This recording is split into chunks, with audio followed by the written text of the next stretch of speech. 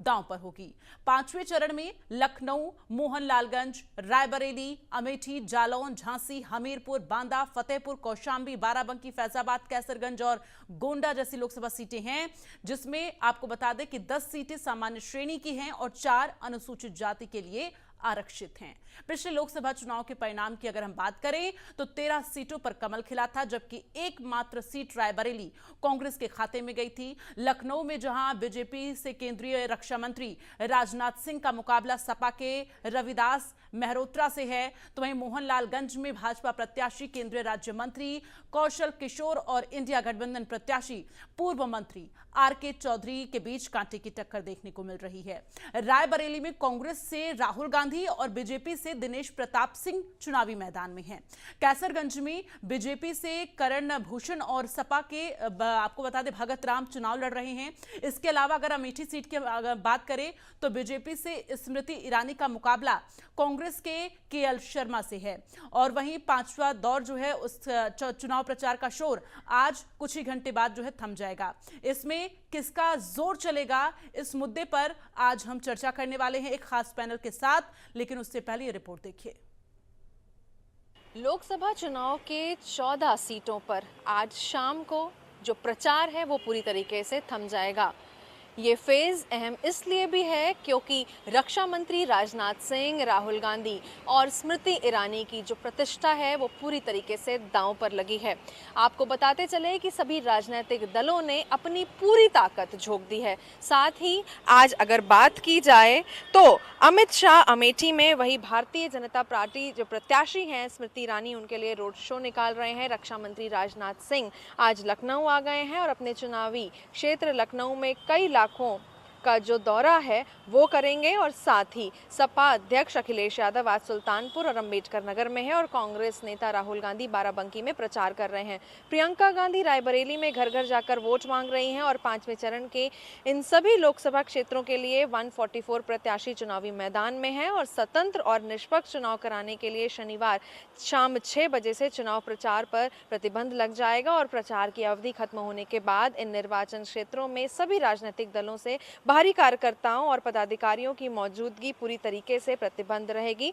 साथ ही पांचवें चरण में मोहनलालगंज, लखनऊ, रायबरेली, अमेठी, जालौन, झांसी, हमीरपुर, बांदा, फतेहपुर, कौशांबी, बाराबंकी, फैजाबाद, कैसरगंज और गोंडा लोकसभा सीटें आती हैं, जिसमें 10 सीटें सामान्य श्रेणी की है और 4 अनुसूचित जाति के लिए आरक्षित हैं। तो देखिए जिस तरीके से ऑलरेडी 5 चरणों के इलेक्शंस ओवर हो गए हैं और वोटिंग परसेंटेज कहीं ना कहीं कम जरूर गया है अगर हम पुराने सालों से कंपेयर करें। साथ ही आपको बताते चले कि पांचवें चरण को 20 मई को इलेक्शन होने हैं, जिसमें वीआईपी सीट्स भी आती हैं और इसी के चलते राजनाथ सिंह की अगर बात की जाए तो वो भी लखनऊ में मौजूद हैं और आज शाम तक जो प्रचार है वो करने के बाद पूरी तरीके से जो 5th फेज का प्रचार है वो थम जाएगा।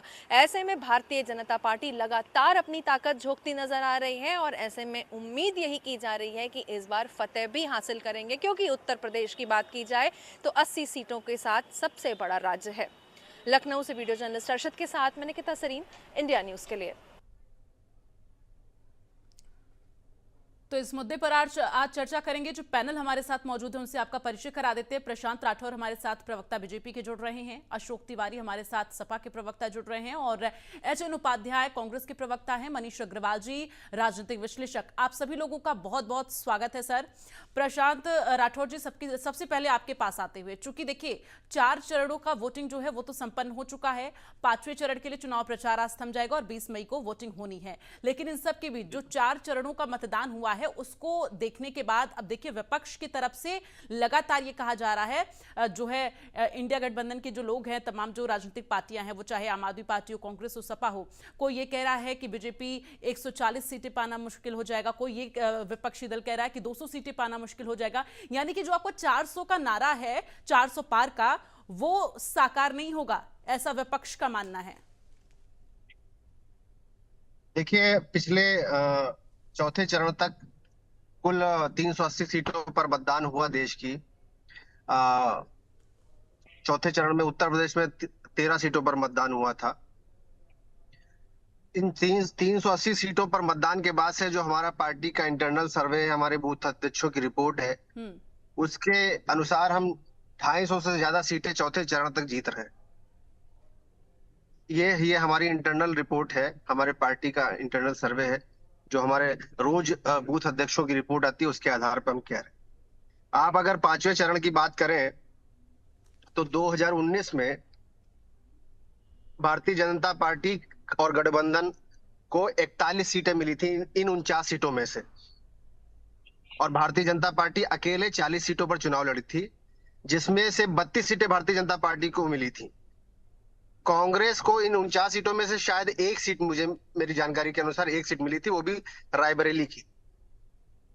और जो समाजवादी पार्टी की स्थिति उसको मैं बता दूं कि पिछली बार वो बहुजन समाज पार्टी के गठबंधन के साथ चुनाव लड़ी थी, और गठबंधन के साथ, बहुजन समाज पार्टी के गठबंधन के साथ उनको 17% वोट मिला था, जबकि 19% vote share Bahujan Samaj party का था। आज बहुजन समाज पार्टी उनसे अलग है।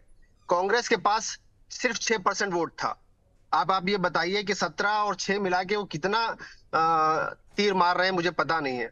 मैं आपको बता दूं कि मैं रायबरेली, जो कांग्रेस के लिए एक बहुत प्रतिष्ठा की सीट है, वहां पर पिछले एक हफ्ते से घूम रहा हूँ। लगभग 49 नुक्कड़ सभाएं मैं कर चुका हूँ, 120 बूथों पर लगभग संपर्क कर रहा हूँ। मुझे ढूंढने से भी यहाँ कांग्रेस के वर्कर, कार्यकर्ता, समर्थक नहीं मिल रहे। ठीक है, कांग्रेस जो एचएन उपाध्याय जी से जवाब ले लूंगी प्रशांत जी, उसके बाद मैं आपके पास लौटूंगी एक एक करके। सबसे पहले सभी से एक एक सवाल लेके जवाब चाहूंगी।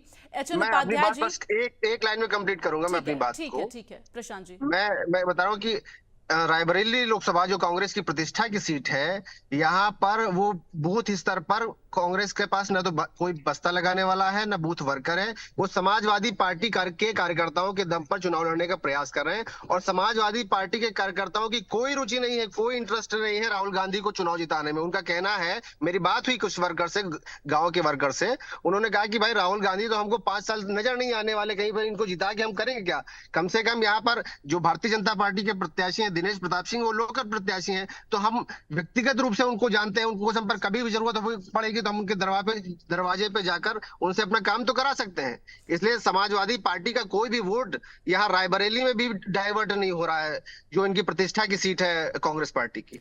ठीक है एचएन उपाध्याय जी, रायबरेली की जनता जो है फैसला करेगी, रायबरेली की जनता को फैसला करना। लेकिन आपने सुना कि प्रशांत राठौर जी कह रहे हैं कि उनका एक तो इंटरनल सर्वे जो सामने आया, उसमें वो किस तरह से जीत हासिल कर रहे हैं, जो वो 400 पार का नारा दे रहे हैं, वो किस तरह से आगे साकार होगा, इसका उन्होंने जिक्र किया। लेकिन इन सब के बीच रायबरेली सीट जो इस वक्त जहां पर राहुल गांधी कांग्रेस के प्रत्याशी हैं, ऐसे में इस सीट पर ये कह रहे हैं कि कोई बस्ता बूथ पर लगाने वाला नहीं है।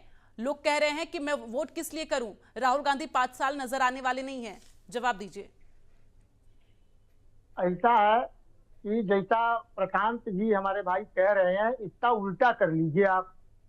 वहां पर भारतीय जनता पार्टी का बस्ता लगाने वाला कोई नहीं मिल रहा है। ऐसा है मैडम, मैं चुनाव बाद 4 जून को अगर आप बुलाएंगे तो इसी चैनल पर मौजूद रहूंगा, और प्रशांत जी को भी बुलाइएगा।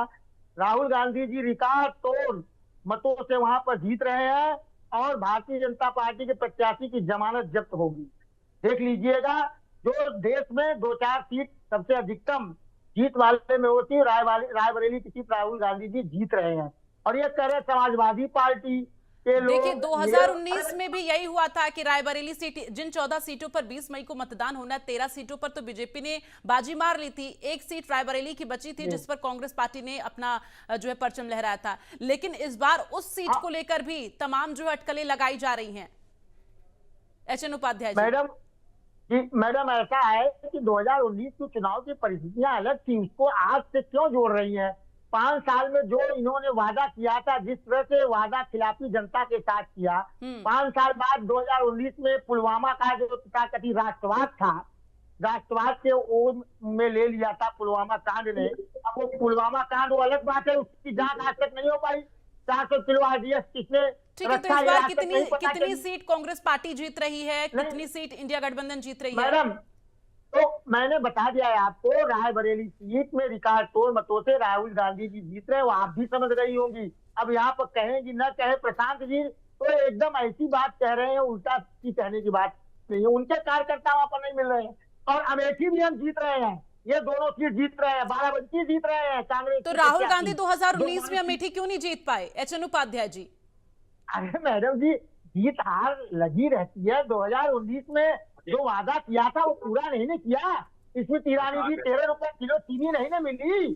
ठीक और है। 5 साल तक उन्होंने वहाँ ठीक के है, अशोक तिवारी जी से भी 88 जवाब ले आदमी लेंगे से जरा। लड़ा करती रही। अशोक तिवारी अरे जी, मैडम जी एक मिनट, वहाँ के राजा साहब कहाँ हैं? वहाँ के राजा साहब कहाँ हैं जिनको चुनाव हराया था स्मृति ईरानी जी ने? वो उनके कार्यकर्ता और समर्थक इंतजार कर रहे हैं 20 तारीख का। ठीक है, 20 एचएन तारीख उपाध्याय को जी खुद लौटूंगे मैं बताने आपके के पास। देखिए एक एक करके मुझे सभी मेहमानों के पास जाना है। अशोक तिवारी जी, 2019 में जिस तरह से समाजवादी पार्टी का वो जो है वोट परसेंटेज रहा है, उसमें सुधार की कितनी उम्मीद, कितनी गुंजाइश जो है 2024 में नजर आ रही है?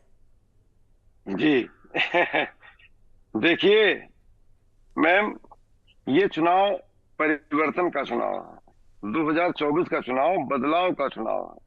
इसमें 10 साल का कुशासन भाजपा का जनता ने देखा है। 14 में उसको समर्थन दिया जनता ने, 19 में भी 5 साल का मौका दे दिया। अब इनकी कथनी करनी में जो फर्क है वो सामने है। आज झूठ का पुलिंदा साबित हो गई है भाजपा। भाजपा ने जो कहा वो कभी किया नहीं। उसने किसानों की आय दोगुनी करने की बात कही, कभी किया नहीं। 2 करोड़ रोजगार देने की बात कही, कभी किया नहीं। किसानों को जिस बर्बरता से कुचला है भाजपा ने, चाहे 3 काले कानून के नाम पे हो, चाहे एमएसपी के नाम पे हो, चाहे जिस भी नाम पर हो, जिस तरह थार गाड़ी चढ़ाई गई है, उसका बदला लेने के लिए किसान इस समय निकला हुआ है। और वो पहले चरण से ही मतदान कर रहा है भाजपा खिलाफ। नौजवान भाजपा खिलाफ है। आज आधी आबादी जो महंगाई की मार झेल रही है वो भाजपा खिलाफ है। भाजपा कहीं टिक नहीं पा रही है, नैरेटिव पे नैरेटिव बदल रही है। पहले चरण से इन्होंने नैरेटिव विपक्षी बदला। दलों ने ऐसा जनता के बीच जाके क्या किया है जिसकी वजह से परिवर्तन इतना ज्यादा देखने को मिल सकता है, अशोक तिवारी जी? विपक्षी दलों ने खाली कुछ किया नहीं है, खाली इनका झूठ का पुलिंदा की चर्चा की रही है। जनता खुद ब खुद आगे बढ़कर चर्चा कर रही है। जनता खुद ब खुद हमारे तरफ चली आ रही है। हमारा कार्यकर्ता जाता नहीं है कि वो पहले से तैयार बैठी रहती है। हालात यह है कि जनता पक गई है, थक गई है। जनता खुद ब खुद सामने है, हमारे साथ खड़ी है जनता। और हमारा कार्यकर्ता जाता है, हम गांव-गांव जाते हैं तो हमको जन समर्थन मिल रहा है। ठीक है, मनीष अग्रवाल जी से जवाब ले लेती हूँ, चूंकि राजनीतिक विश्लेषक हैं और समझ लेते हैं। मनीष जी, किस तरह का बदलाव इस बार जो है देखने को मिल सकता है? जैसा कि अशोक तिवारी जी जिक्र कर रहे हैं, एचएन उपाध्याय जी जिक्र कर रहे हैं कि इस बार जो है परिवर्तन की लड़ाई है। वाकई में परिवर्तन की लड़ाई है?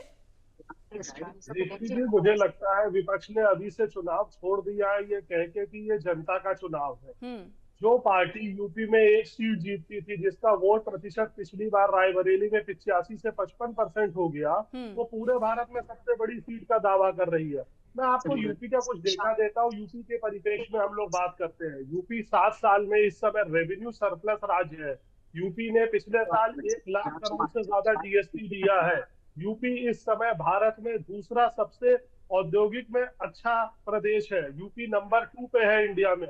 ये 3 पॉइंट है जो ये प्रूव करते हैं कि जो पार्टी 64 सीट जीती थी, अगर वो 70-75 का दावा करे तो क्या कर बात है। और जो पार्टी 3 और 1 सीट जीती थी, तो आज के लिए देश में बदलाव आ रहा है। इन लोगों ने जनता के हाथ में चुनाव छोड़ दिया है कि जनता खुद डिसाइड करे।